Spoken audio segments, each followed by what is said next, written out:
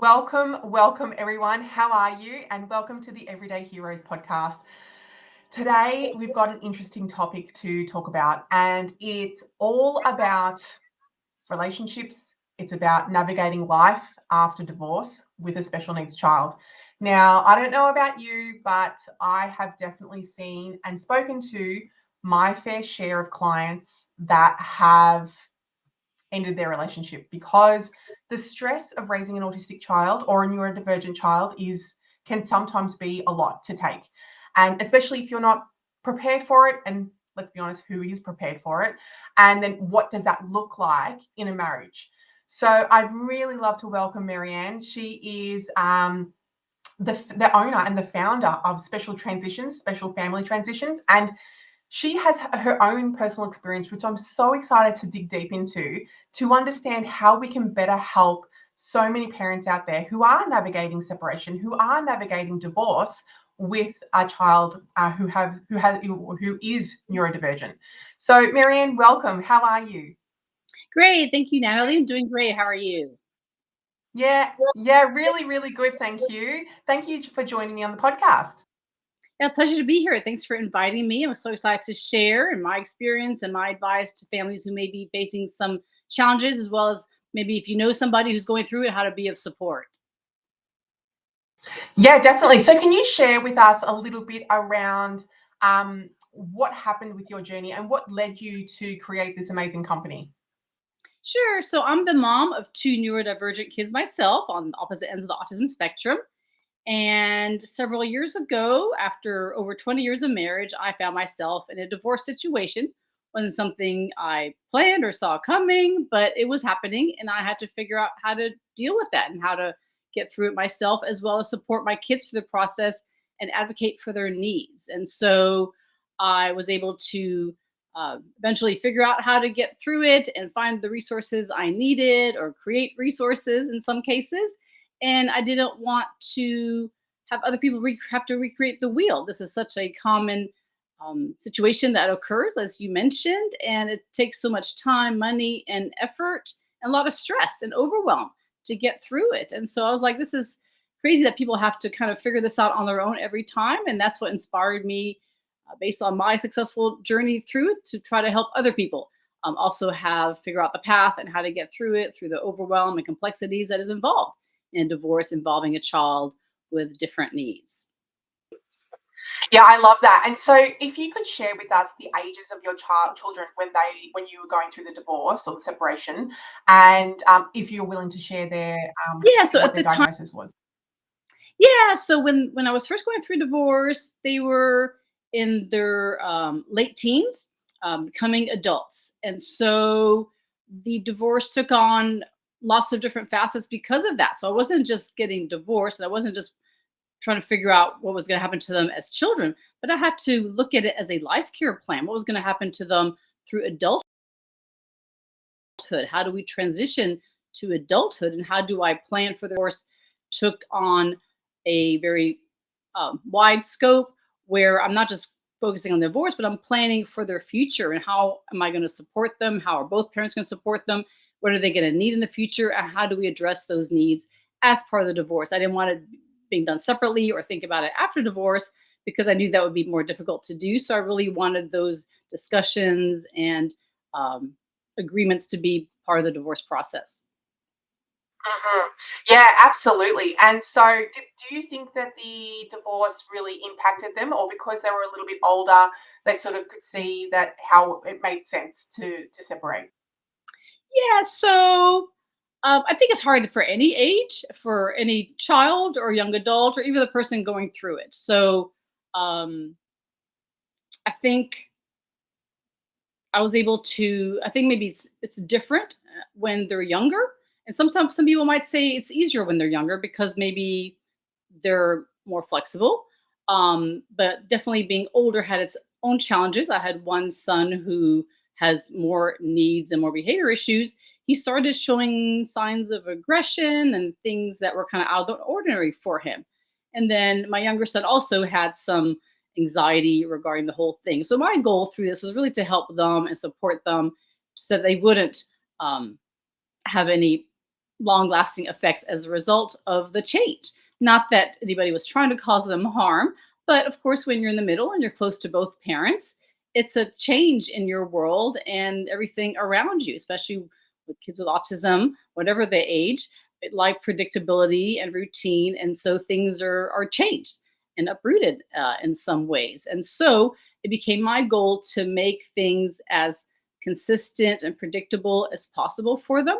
One way that I tried to uh, prepare them as to what was going to be happening next as part of our journey and what they could expect going to a new home for the first time, say with their dad, when really before that they had never been away from mom. So I created a social story explaining the divorce and how our family is changing and that they're still loved and this is what they could expect and how we're there both there still to support them. So I did it in a very positive tone so that um, they didn't feel like they have to take sides, and that was never it was never presented to them in any kind of way for them to have to pick one parent over the other because each parent is very important to a child, and each child sees themselves as half mom and half dad. So we don't ever want to speak negatively about the other parent. I mean, sure, you may have some feelings that maybe because of the divorce, but we don't ever want to express that front of the kids if we're talking to somebody, or even divorce discussions in front of the kids. So we want them to be have a good relationship with each parent after divorce, to be able to get accustomed to spending time with each parent during their parenting time or in a different home or whatever that might look like for that family. I love that so much because, sometimes I've definitely seen my fair share of friends or colleagues go through divorce and it can get very messy and very ugly. But I love that you really kept that playing field nice and even and just, weren't there was no pollution of between each parent, right? You were both obviously in agreement, from what I understand, to be able to separate and that what we do to advocate for our children. Um, yeah, outside of what you've just mentioned, is there anything else that you would say that is viable for parents to do in order to advocate for their children after they divorce? Sure. So you want to remember that a child with some sort of disability or neurodiversity, depending on their level, is going to need ongoing support in some way. And so it's as much as we can, and sometimes it's difficult, especially at the beginning, to keep a good co-parenting relationship because you're going to be co-parenting that child for that child's life. They may never reach independence, or even if they do, depending what that looks like, you're still going to have both parents involved, whether it's spending time with them, financially supporting them. And so it's not like, say, a neurotypical child, which when they're 18, go to college, get a job, and then move out. We don't have to worry about spending time together and co-parenting, in that way. But when you have a child with complex needs, that's going to continue. And if the child is not verbal, for instance, or if it has extra needs, there's there's even more need to have that good communication and lines of communication and working together so that we can work together as parents to do what's right for the child. So the way I come across it and the way I help my clients is try to have a child-centric divorce, kind of think of it from the child's perspective. What would they need, like you said, to minimize any impact to them? What do they need in the future to survive and thrive past this divorce and this experience, so they can be the best that they can be, whatever their levels um, allow them to be. I love that so much because, as obviously I raise an autistic child and I'm raising a typical child. And for my son who's autistic, we can see, and I've seen it so many times with other autistic children, how it's so important to have that routine in place. And if that routine sort of changes or alters, that we need to have that flexibility so that we can offer that to them so that they know what's coming. I often say to my friends that I treat my children like mini CEOs, right? We've got these big guys up in big armchairs making these very large decisions, and they've got a lovely PA with them, right? A personal assistant. Why aren't we doing the same thing for our children? Why are we not giving them the option to say, hey, this is what's going to come next. This is what we're going to do tomorrow. This is what's going to happen next week. And just be able to just monitor what's going to happen going forward. The other part I really love is that, and we were talking about this offline, that as we know, divorce can be very, very expensive. Like, I am always shocked at how much lawyers charge for a divorce. So I love that idea that you are like the stepping stone before you get to the lawyer, and be able to really be that Mhm. intermediate person so that they can talk to and they can work some things out. And maybe potentially they don't need to go to lawyers. Maybe they don't need to go as far as that, and they can work things out just with you. Is that a service that you offer and recommend? I do. So I work with people at any point in the journey, whether they're thinking about divorce, trying to plan for how to do it in divorce, and even after divorce. So, as a certified special needs divorce coach, really I'm working with one parent trying to help them through it. Usually it's the mom, but I work with some dads too, um, to try to kind of get through the process, understand what's happening and what they need to do to get the best result for themselves and for their child, and consider this child's needs short and long term, like we talked about. But I'm also trained as a mediator and a parenting coordinator and specialist, where I can help work with both parents to say, okay, here we are, help them communicate, facilitate the dialogue to figure out, okay, what can we do to best support our child in the situation, and come to agreements so that we're not creating extra conflict, which then becomes the fodder for lawyers to fight for things. And that's what makes divorces so expensive, when there's that high level of conflict and disagreement, and people can't come to some sort of whether it's middle ground or understanding each other's perspective, and not really thinking about the child, and really how can we work together to address those needs, and more about whatever our own interests may be. And so that's the goal, is for me to prepare people, so if they are going to work with a lawyer. And I think it's important to work with people who understand that, because there's a lot of nuances, and we want to make sure that things are documented correctly. So we do perhaps want to work with a lawyer just to write things up at a minimum. And different countries handle things differently, but there's some things that you want to do to make sure that your child's benefits and needs are protected for the future. And so, yeah, I'm happy to either work with one parent or both, and help them with their parenting if they're having challenges there as well. I love that. And do you have clients from overseas? Because obviously I'm based in Australia, and I have, people who follow me are either from all over the world, really. There's a large portion of Americans, some Canadians, there's other countries as well. Would it be the same if an Australian couple reached out to you versus an American couple? Would that make a difference? Yeah, most certainly happy to help out. My work is all on Zoom. Even my local clients like to have the Zoom sessions. And so, yeah, because I'm not a lawyer, so I don't give legal advice. So my approach is universal. The advice and guidance, and discussions I have really help anybody, no matter where they're located and what their situation might be. It's really about good communication, understanding what you need, what your vision for the future is, and how can we get there, either jointly or maybe expressing your side so that the other party can appreciate that, whether they're working on their own or with an attorney. And so going back to the divorce part, do you see a lot of that the diagnosis is what causes the divorce? Not that we're trying to label that as a reason, because we love our autistic children, right? But the reality is that the diagnosis can definitely put a lot of pressure on parents, right? So that doesn't mean, and I really want to reiterate that there's nothing wrong with the child. This is not nothing to do with the child, even though we're saying that the diagnosis may be the cause. It's got nothing to do with the actual child itself, because I don't think that there is any parent out there that would turn around and say, well, we got divorced because of you. Like, that's pretty hardcore. So we're not talking about that, but just the sheer weight that comes with it because of all the appointments and all of the extra stuff that happens. Is that what you see the main cause, or is it something completely different? Like, is it because maybe, coping mechanisms where one party is drinking too much, or one party is maybe taking drugs or going and doing other things? Is that another reason that you see, or is there a common thread? Yes, what I will say is it's never, like you said, because of the child, and it's not because of the diagnosis per se. So you're going to have the regular reasons for divorce that you would have in any kind of uh, family unit. You've got, like you said, drinking, infidelity, financial stresses, all these things there.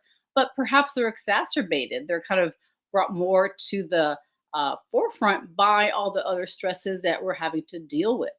And so that could be because maybe the foundation of the marriage is not strong enough to handle that, to deal with challenging times and behaviors and other stresses that that are part of raising a child with a disability. Sometimes what I see a lot is that the parents have different views of that child's abilities and disabilities. So, meaning, um, having a child with a disability, you go through a grief cycle, but some people are still in the denial phase about the child and really what it means to have these needs for an ongoing basis, whether they can be, helped with, therapy. And that's what, of course, the goal, and, to help the child develop as much as we can. But some people had a vision for their child that they would be, what they thought about before they were married. And this is my child. And, like the scenario we talked about, they're going to grow up and be independent. And,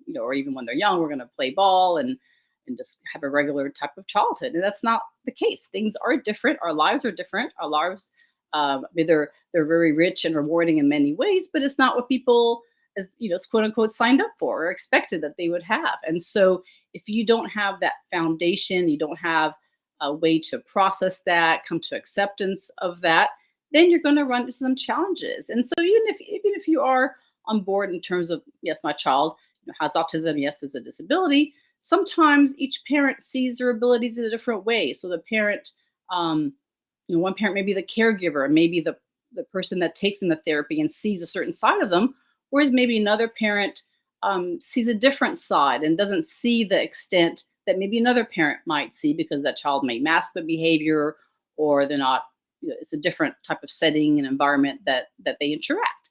So yeah, and what's hard, that's the hard part, is when people are not on board about the child, and then they're fighting about, well, my child doesn't need these extra services or extra support and ongoing services, and then that translates into additional financial support and stresses to the parent. So sadly, that becomes one of the reasons that these divorces do become complex and litigated, is because people kind of are fighting about money sometimes, which is sad, because at the end of the day, you're spending more money, like you said, on the divorce, and you could be using that money to support that child and support those parents in different ways. So there are ways that I do another seminar. I've done a webinar on how to improve your marriage if you have a child with special needs. And so, it comes down to like any kind of marriage, your communication, how, spending time together. What I see a lot too, and I know I was guilty of it myself, is sometimes when we are so focused on our children, we're not focused on ourselves or our relationship. And so that becomes reason that some couples do, um, lose the relationship and the closest of the intimacy, is because um, they're not making time for themselves, for self-care, to go out on dates, things like that. So as much as you can, we want to take care of our children, of course, they're top priority, but don't forget about yourself, and don't forget about those others that are important to you, whether it's your spouse, your friends, your other family, whatever circle that is important to you. We want to make time and maybe find people to support us and help our kids, take care of them, just for us to step out, have a cup of coffee, whether it's and you go on vacation or whatever it might be, with or without our kids, to have some sort of support. Because a lot of people just get burnt out and then don't think clearly. And so part of my role is to help people go from the emotion of divorce to the business of divorce. We want to deal with everything going on and just be able to think clearly. Okay, whatever, maybe we tried counseling, we tried to make the relationship work, and it's not. Well, what do we do at that point? We want to come about it in terms of kind of like a business deal, not fighting over things and you hurt me and you did this to me, but like, okay, this is our situation and this is the result I want. This is what I need for my kids. What are my kids' needs? Kind of really thinking about that. What does it cost now? What kind of therapies they need? What supports they'll need in the future? And how, what are those going to cost? And how are we going to jointly, either financially or in terms of time or whatever it might be, how are we going to address those needs? And if you think about it that way, then it becomes something that's much more manageable, as opposed to just this big uh, monster of emotion just kind of taking over and driving the way we do things. I love that so much. Where can people access that workshop? Yeah, so I have on my Special Family Transitions YouTube channel, links and of all the podcasts I've done. I've got a playlist there so people can find ones that we'll do together as well as other ones I've done with other people. I don't have my own personal podcast, but I'm often a guest on different podcasts and share different information every time. So definitely there's tons of resources there. And the best way to follow me too is all my social media is under special family transitions. And so I share tons of information about how to support, how to get through these things and resources and ways to, have a better outcome. I love that. And what's the name of the podcast? So I don't have my own, but I have lots of different ones I'm on. But on my Special Family Transitions YouTube channel is where I have a playlist of lots of different uh, ones where I've been a guest. But I also have on there ones that I've created.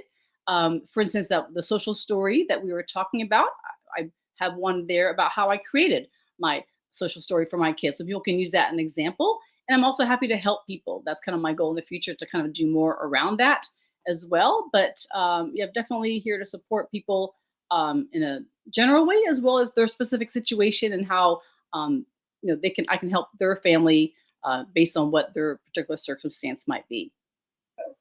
Yeah, I love that. We'll definitely have the link to the social story and the YouTube channel in the show notes. So when I'll send it out shortly. What is the best way, I guess, to role model for our kids when we're going through a divorce? Yeah, so it's important to remember that our kids are always watching us, even if they're not verbal and we think they're not paying attention. They always are.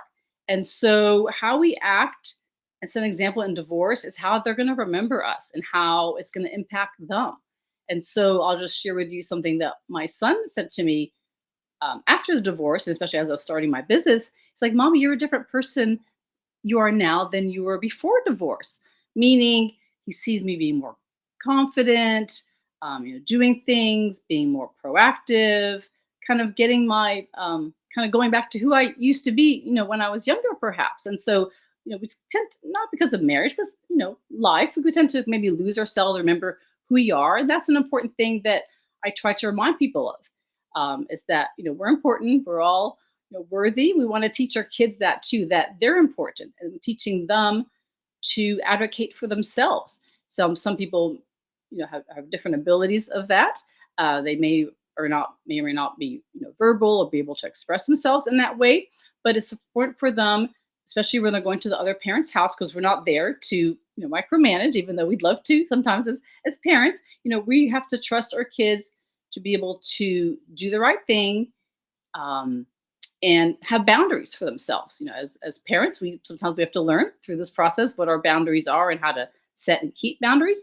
We want to teach that to our kids too. So if something that the other parent does is not okay, or they would like done a different way, then need to find a way to express or communicate that. It could be even a simple shake or behavior that they're exhibiting, and maybe hopefully the other parent can understand what that is. But sometimes yeah, one parent thinks things are going to be easy, um, but yeah, it's challenging. It can be challenging. But so the goal is for both parents to kind of have a good communication, to share strategies that work, that support that child, but have the child also, when and how they can express what works for them, what doesn't, and maybe um, have the opportunity to have different resources brought in to support the situation. Yeah, so important. Um, One thing I really would love to know is how should children advocate for themselves when when their parents are going through a divorce? Like, how does that look, and what should they be doing in order to get their own needs met? That's a great question. So I will say, divorce is an adult thing, so we don't ever want to, put the weight of the divorce on the kids. But it's important for them to understand, um, like you said earlier about the schedule, kind of what's going to change in their world, because that becomes kind of what they're most concerned about is what's going to happen to me. Where am I going to live? Where am I going to go to school? What's going to change in my world? So we want to, as much as we can, um, give them information where they're comfortable and don't have that anxiety about not knowing what's going to happen day to day. So you can do a visual calendar, you can create social stories, you can share with their support team, whether it's at school or a therapist or the community, as to kind of what's happening in the family. Not that you want to overshare, but just enough so that they can be supported. And so that helps as well, as opposed to kind of keep it a secret. Some people still consider it taboo, and granted, it's hard, but we want to let people know what's going on so they understand maybe why that child is having a change in behavior or maybe having a difficult time with things academically or whatever it might be. And so we want the child to be able to say, I need, I need some time, I need some support. This is, we want to have our kids not maybe overshare, but we can't really control that. But let them know when they need help. Let them um, say, well, I need, I need, time alone. I need maybe time to myself. Maybe I need help from somebody else. And I know that's hard for a child to ask for, like a mental health professional, but we want to, have that, offer that. Perhaps it could be done with the child, whether it's play therapy or a different kind of therapy. Sometimes it's done with the parents. Sometimes the kids are a part of that session. So yeah, we want the kids to know that they're important. Their voice um, can and needs to be heard and is valued and is important. So we don't want to say, okay, just because mom or dad say to do something a certain way, we want kids then to be able to express what how they feel about things.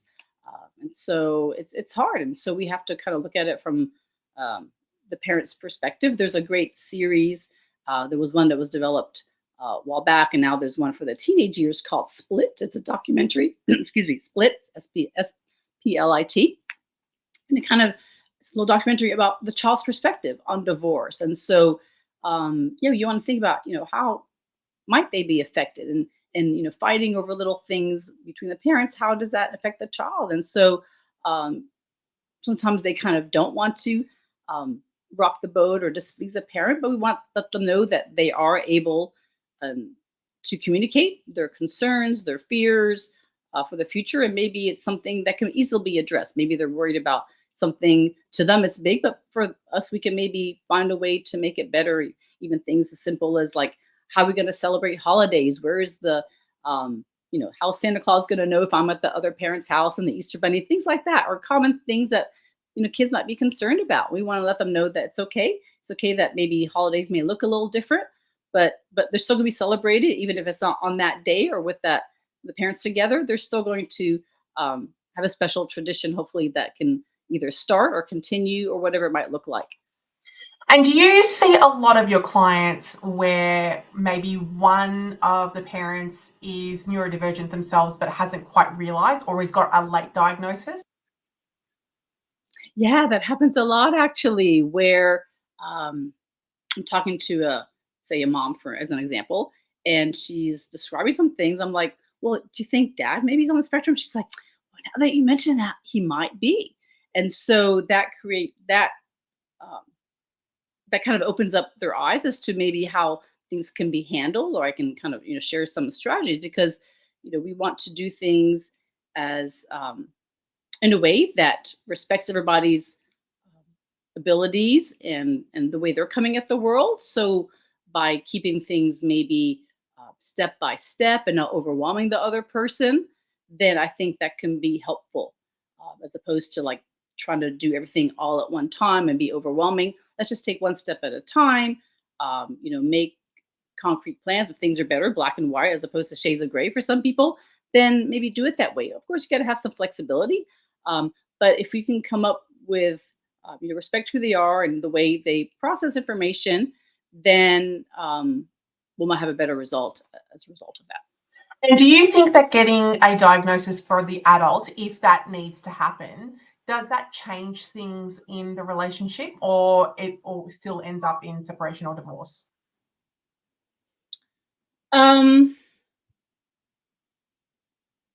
so you're saying before they think about getting divorced, if we discover somebody's on the spectrum? Yeah. So some people are diagnosed and some people are not, and so it's important to remember what brought you to that person. What was the initial spark? Obviously, the something that led you to get married. So we want to see the positive things in that person and see how maybe we can support them through challenging times that they may have, or things that the other parent maybe struggles with because of um, the way the other person um, then may portray or exhibit some of their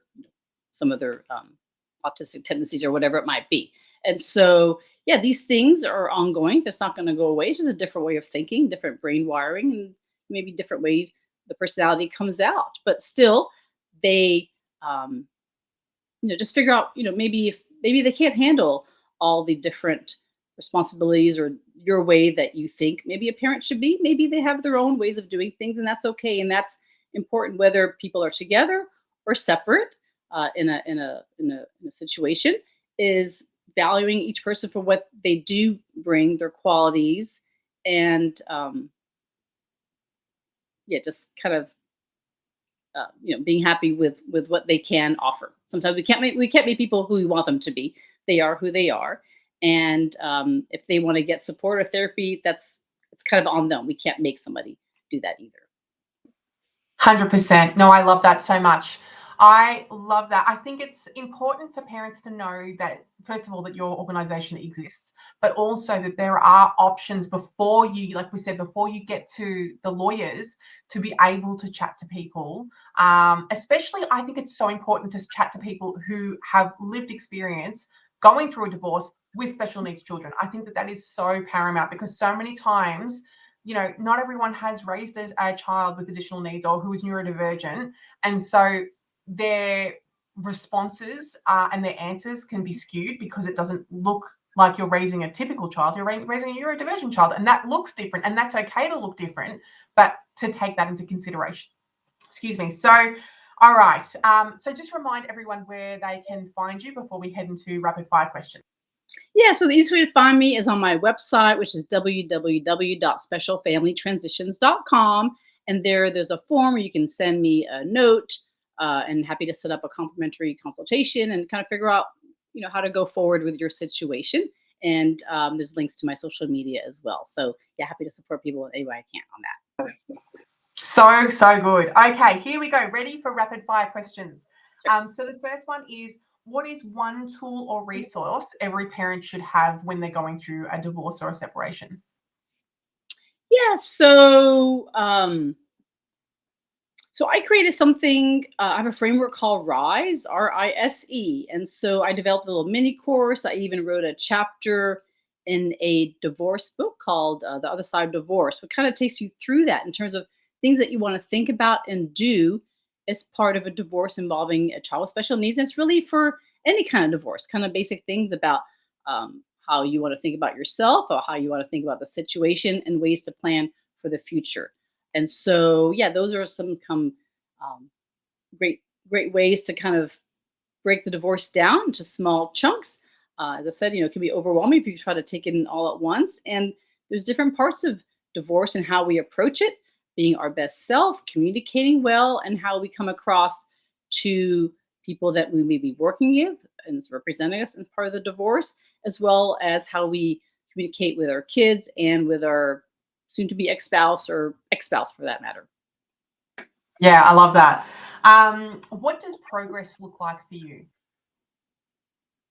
Progress is just doing a little bit more than you did yesterday. So sometimes we have our plates full with everything that we have going on in our lives. I've got personally right now. I've got my mother had a health situation, and so sometimes we have to kind of step back, maybe do a little bit less that day. But as long as we have one thing that we want to get done and need to get done, then we do that. And sometimes we may in a season where we're getting a lot of things done in one day. Maybe one day it's just one thing, and that's okay. Sometimes it's okay to say no to things or maybe reschedule as we need to. I've kind of learning that this week as well. Oh my goodness. To say no is so important. And I feel like parents who are raising autistic children really need to get used to saying no, because their plates are already so full. So, yeah, I absolutely agree with that. Is there a book that you would recommend to the listeners? For which one? Sorry. Sorry, a book to recommend for like going through a divorce with a special needs child. Would it be the Rise book, or would it be another kind of book? It's hard to find information out there. So the one that I'm a party to, I'm a co-author with uh, 18 different authors. It's called The Other Side of Divorce, and my chapter is just special needs divorce related. But all the chapters in there are really helpful. Even if you don't have a child with special needs in terms of how to approach things, the different personalities, how to think about the future, how to co-parent effectively, and all those kind of stories are universal. One thing too that I've developed with a colleague of mine is called Divorce with Special Needs Children, and so that's a new website where we're sharing resources, and we'll add things as we find them and develop them. There for people to find resources, whether it's people who can help support, whether it's mediators, whether it's financial people or mental health professionals, and of course myself and my colleague being the special needs divorce coaches. But what do special needs families need before, during, and after divorce? And those, yeah, we're going to expand that and grow that. And so hopefully those books that will be helpful will have links to that there too. And what's the name of the website? It's www.divorcewithspecialneedschildren.com. Perfect. I will add that to the list. Is there a mantra or a quote that you live by?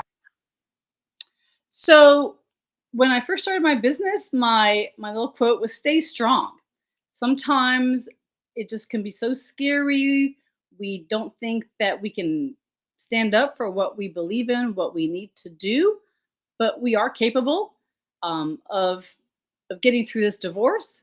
It may seem like it takes forever. So divorce, it seems like it takes forever, but it is a finite process and event. So one day the divorce will be over, and then we have to live the rest of our life. And so we want to come across as part of the divorce as the best advocate we can be for ourselves and for our kids. We are at our child's advocate in school, in the community, and it's no different, as I see it, as part of the divorce. Hopefully both parents are on board, but if they're not, we want to show what our child needs and why, and how can we get there. Love that so much. Okay, lucky last question. How has your perspective on autism evolved over the years? Yeah, so I will say my children and their young adults have developed so much in different ways.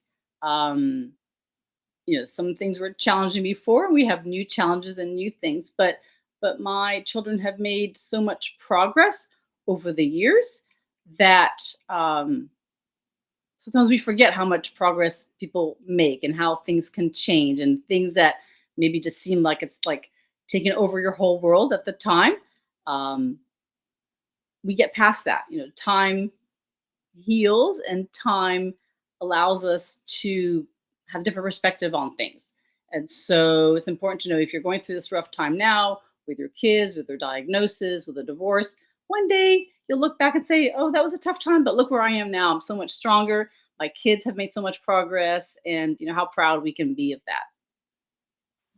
So right on. It's so true. And it is. And we go through, I feel like it's a roller coaster. Sometimes you're on the up and up and it's great.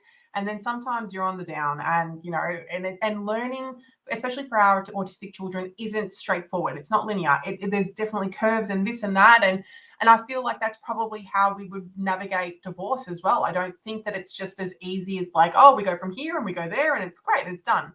There's just roundabouts and there's craziness, and just trying to keep a level head if possible to be able to move through that. Mary Ann, thank you so much for your time. I know so many people were so excited to listen to our chat and to be able to offer so many resources. I will sit with you afterwards to make sure that we get all of the right websites so that we can pop them in the show notes as well onto socials so they have access to you. Thank you so much for everything that you do, because I think it's really important that people know that they have this option. So thanks again. Yeah, thank you. My pleasure.